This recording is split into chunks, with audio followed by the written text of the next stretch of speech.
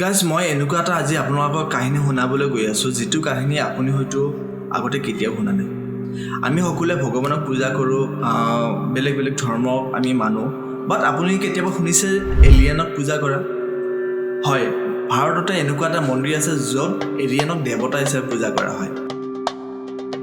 ভাৰতৰ এজন মানুহে এলিয়েনৰ কাৰণে এটা মন্দিৰ সাজিছে আৰু তেওঁ কয় এই এলিয়েন হেনো ভগৱান শিৱই পৃথিৱী ৰক্ষা কৰিবৰ কাৰণে সৃষ্টি কৰিছে।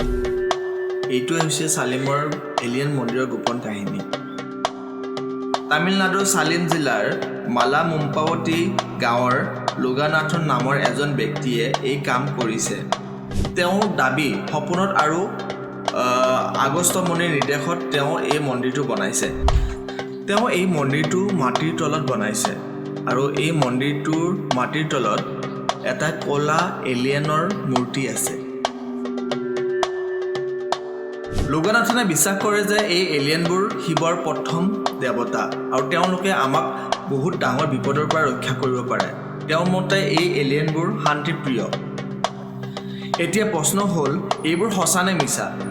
লোগানাথনে আমাৰ পুৰণি ধৰ্ম আৰু এলিয়েনক একেলগ কৰিছে নেকি?